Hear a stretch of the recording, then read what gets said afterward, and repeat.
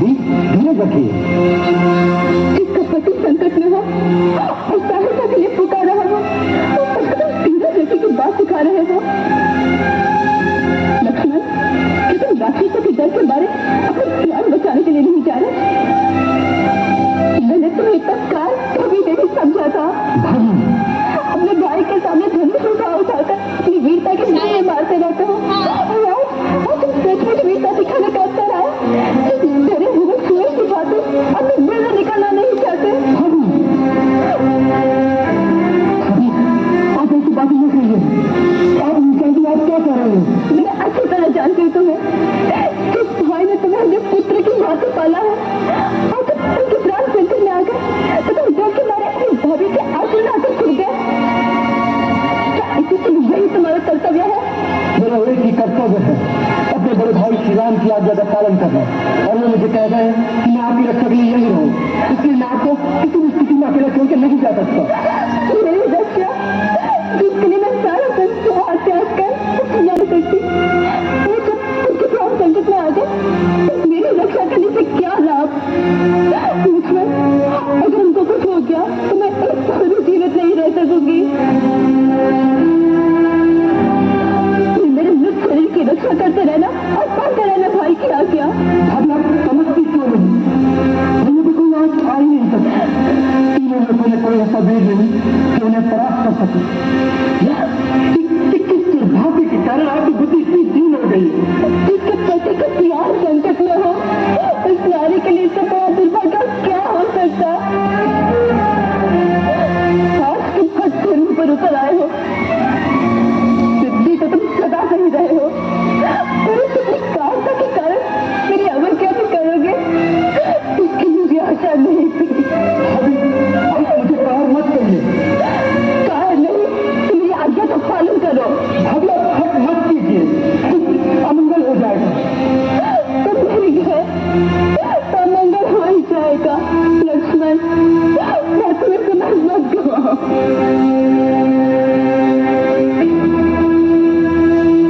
ठीक है, तुम नहीं जा सकते तो इधर इधर मुझे दे दो। हर औरत भी अपने पति की रक्षा करना अच्छी तरह से जानती है। ना, लिखवाने मुझे नहीं जा सकते। ठीक है, मैं ऐसे ही चली जाती हूँ, तुम यही रहो। अभी मुझे इसका गलत मत कीजिए। बातें ना करो, कर्म करो, कर्म।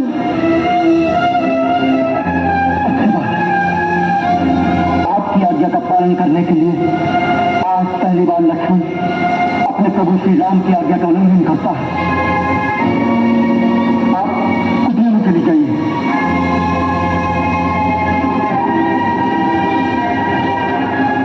माता, आप ऊपर चली जाइए।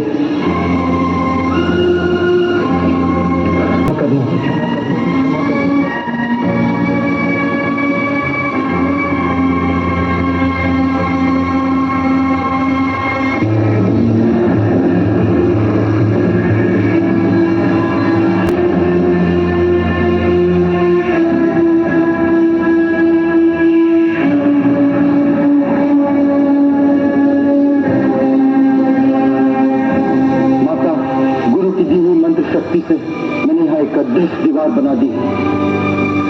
कोई भी इस लक्ष्मण रेखा को पार करके अंदर आने का साहस करेगा तो जलकर भस्म हो जाएगा। इसलिए माता, मेरी आपसे विनती है, किसी भी परिस्थिति में राम भैया के आने तक आप अपने चरण रेखा से बाहर न रखें। हे वन के देवताओं, समस्त प्राणियों, मैं माता सीता को आपकी सुरक्षा में छोड़े जा रहा हूं। इनकी रक्षा करो।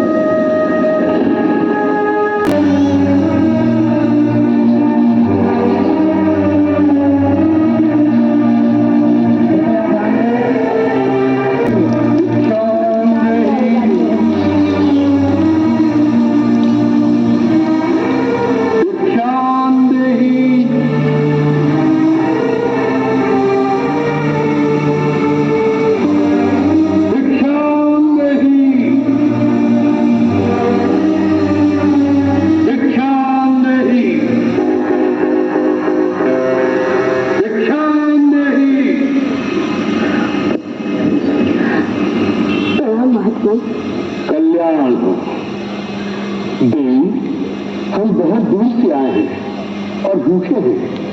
तुम्हारी कुटिया देखकर इस आशा से यहाँ आए हैं कि हमें कुछ खाने को मिल जाएगा। अवश्य महात्मा, आप यही ठहरे, मैं आपके लिए यथासंभव भोजन लाती हूँ। देवी, हम यात्रा से क्लांत हैं, हमें विश्राम की भी आवश्यकता है। क्षमा करें, इस समय मेरे पति कुटिया में नहीं है, इसलिए मैं आपका स्वागत नहीं कर सकती। परंतु कृपा करके आप वही ठहरे, मैं आपके लिए भोजन लाती हूँ।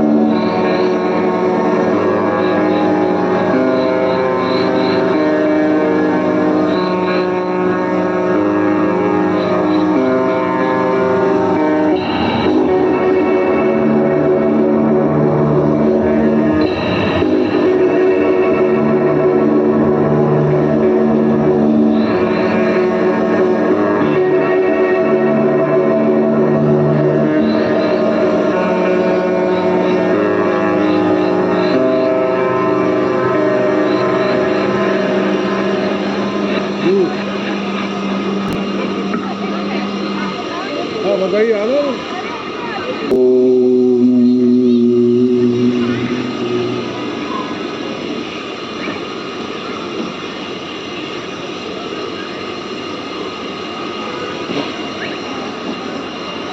मेरी आपसे विनती है, किसी भी परिस्थिति में राम भैया के आने तक आप अपने चरण इस रेखा से बाहर न रखें।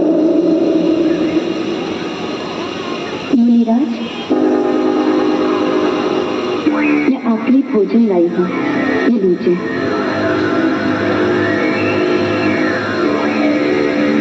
ले आओ देवी। कृपया आप ही को यहाँ आना होगा। अब तो हमने आसन जमा लिया है, यात्रा से थके हुए हैं, बार बार उठा नहीं जाता। जो कुछ देना है यही लिया। भगवान, मैं इस सीमा से बाहर नहीं आ सकती, आप ही को कष्ट करना होगा। तुमको यारी तुमने नहीं लगती। द्वार पर आया हुआ अतिथि भगवान का रूप होता है और तुम हमारा तिरस्कार कर रही हो।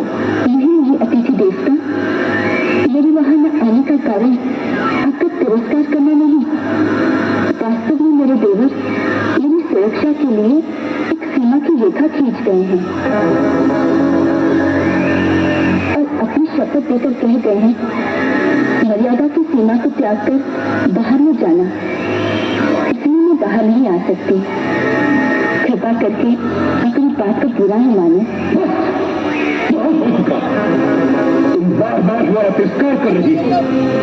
पहले हमें कुटिया के अंदर आने से रोक दिया और अब दूर से खाना दे रही हो जैसे हम कोई पशु पक्षी हो।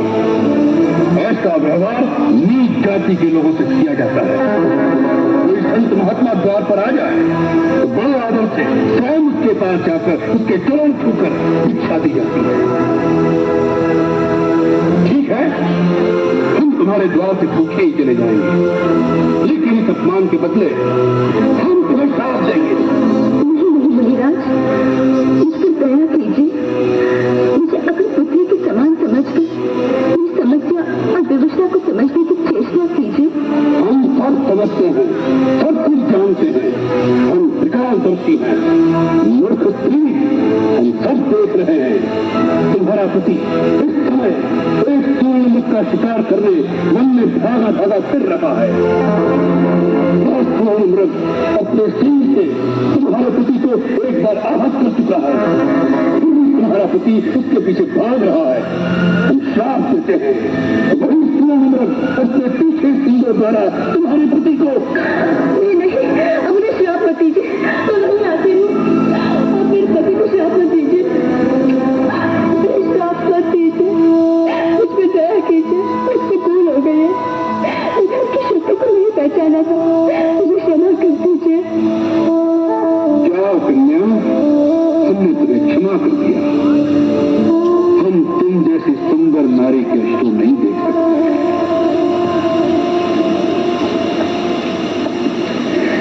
मैं मिथिला नरेश महाराज जनक की पुत्री हूँ।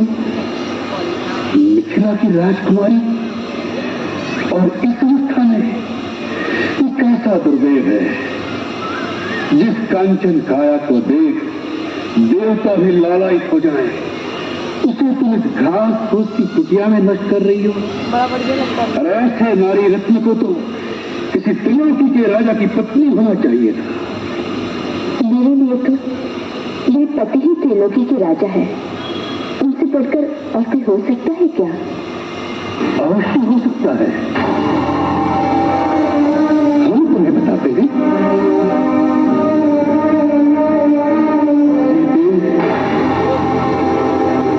जिसके नाम से देवता, नाग, किन्नर, असुर, राक्षस अर्थात संसार के संपूर्ण प्राणी थर्रा उठते हैं। सूर्य, चंद्र आदि नवग्रह जिसकी इच्छा से चलायमान होते हैं, जो संसार के समस्त चराचर प्राणियों का स्वामी है, जिसे देख वृक्षों के पत्ते भी भय से स्तब्ध हो जाते हैं, अरे वायु भी जिसके सामने सांस नहीं ले सकती। तुम तो उस लंकाधिपति रावण की पत्नी होने योग्य हो। ऐसे पापपूर्ण वचन कहते हुए तुम्हें लज्जा नहीं आती? तुम महात्मा के वेश में तुम दुरात्मा हो। कौन हो तुम?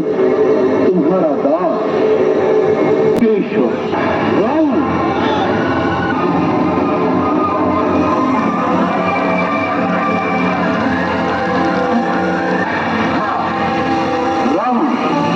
जिसे तुम्हारी कामना ने इतना आतुर कर दिया है कि स्वयं तुम्हारे द्वार पर भिक्षा मांगने आया है।